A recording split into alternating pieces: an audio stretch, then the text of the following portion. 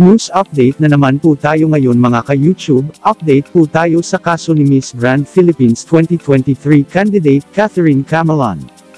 Isa pang person of interest sa pagkawala ng beauty queen kinasuhan.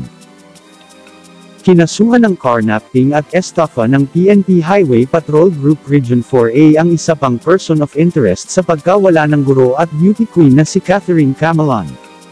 Sa ulat ng isang reporter ng Super Radio DZBB na si Rod Vega noong Biyernes, sinasabing ang kinasuhang PO1 ay ang huling may-ari ng sasakyang ginamit ng dalaga nang mawala ito noong October 12. Bukod sa naturang huling may-ari ng nasabing sasakyan, PO1 din ang pulis na sinasabing karelasyon umano ni Catherine na siya ring katatagpuin di umano ng beauty queen sa Batangas City noong mawala ito.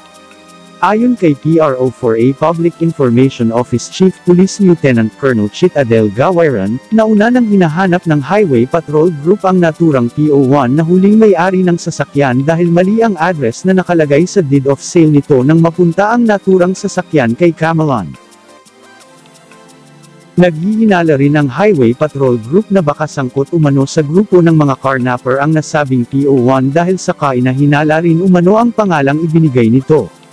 Lumalabas naman sa investigasyon ng mga otoridad na hindi pa nailalabas ng Southern Tagalog Region ang hinahanap din na sasakyan ni Catherine. Nakikipag-ugnayan umano ang mga otoridad sa mga expressway operator, ngunit lumalabas na walang record na dumaan ito sa mga expressway. Matatandaan na sinabi ni Gawiran, na tikom ang bibig ng pulis na PO1 tungkol sa nangyaring pagkawala ng naturang guro at beauty queen. Wala po siyang inaamin, at wala rin po siyang dinidinay tungkol sa pagkawala ni Miss Grand Philippines 2023 candidate Catherine Camelon, pahayag ng opisyal. Yan po muna ang kabuuhan ng ating update sa kaso ni Camelon mga ka-YouTube. Patuloy po nating susundan ang isyong ito, kaya kung hindi pa po kayo nakaka-subscribe sa aming channel pa-subscribe na lang po at pakiclick na rin ang notification bell para updated po kayo sa susunod nating mga update. Maraming salamat po sa panunood at suporta. To God be all the glory and God bless us all.